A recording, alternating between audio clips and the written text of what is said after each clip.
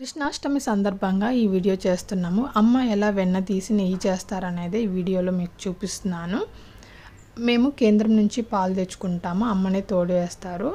తోడేసిన తర్వాత పెరుగు వస్తుంది కదా, ఆ పెరుగు మీద ఉన్న మీగడని అమ్మ ఒక బాక్స్లో స్టోర్ చేసి డీ ఫ్రిడ్జ్లో పెడతారనమాట. 10 నుంచి 15 రోజుల తర్వాత ఆ మీగడ అనేది తీసేసి మిక్సీ చేస్తారు. అసలు ఆ మిక్సీ చేసే ముందు ఏం చేస్తారు ఏంటనేది మీకు చూపిస్తున్నాను. ఆ స్టోరేజ్ చేసిన మీగడికి కొంచెం పెరుగు వేసి తోడు పెడతారనమాట.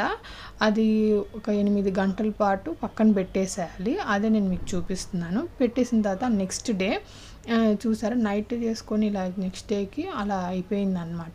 గడ్డగట్టి పెరుగులాగా అయింది. దాన్ని మిక్సీ చేసిన తర్వాత ఇలా ఉంటలుగా వస్తుంది అనమాట. అది చూసారా, ఇది 15 డేస్ స్టోర్ చేసిన మీగడ అనమాట. చూసారు ఎంత వెన్న వస్తుందో. కృష్ణుడికి వెన్న అంటే ఇష్టం కదా. కృష్ణాష్టమి సందర్భంగా ఇది పోస్ట్ చేస్తున్నాను. ఎంత బాగుందో కదా. ఆ వెన్న వచ్చేసరికి జొన్న రొట్టెలు, సొద్ద రొట్టెలు మీరు పూసుకొని తింటే కూడా చాలా బాగుంటుంది. ఎంతమందికి అలా ఇష్టం కమెంట్ సెక్షన్లో కమెంట్ చేయండి. అండ్ ఆ తర్వాత గ్యాస్ వెలిగించుకొని వెన్న ఏదైతే తీసున్నామో ఆ పాత్రని గ్యాస్ మీద పెట్టేసుకొని స్టవ్ మీద పెట్టేసుకొని పెట్టుకోవాలి. నెక్స్ట్ వచ్చేసరికి ఇలా తెల్లుతూ ఉంటుందన్నమాట, పొంగుతూ ఉంటుంది. మనం ఇది పాలలాగానే వస్తుంది. అలా తెల్లుతా కలర్ షేడ్ మారుతూ ఉంటుంది అనమాట. మనం బాగా అబ్జర్వ్ చేస్తూ ఉంటే అదిగో చూసారా, ఎల్లోయిష్ కలర్లో వస్తుంది.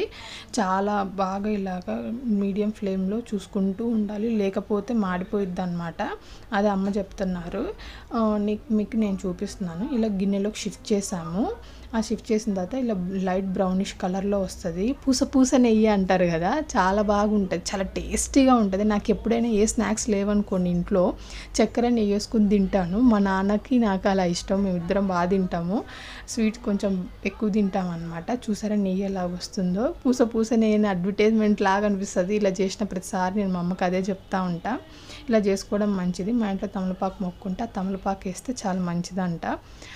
సో అది వేసేసి బాగా తెల్లనిచ్చిన తర్వాత గ్యాస్ ఆఫ్ చేసుకొని పక్కన పెట్టేసుకోవాలి. చల్లారిన తర్వాత చూసారా, చల్లారిన తర్వాత ఎలా ఉందో, కింద అడుగంటింది చూసారా, అలా అడుగంటుతుంది అనమాట. తర్వాత వడగట్టుకునే దాంతో వడగట్టుకొని మనం ఏదైతే స్టోర్ చేసుకునే దాంట్లో పక్కన తీసి పెట్టుకోవాలన్నమాట.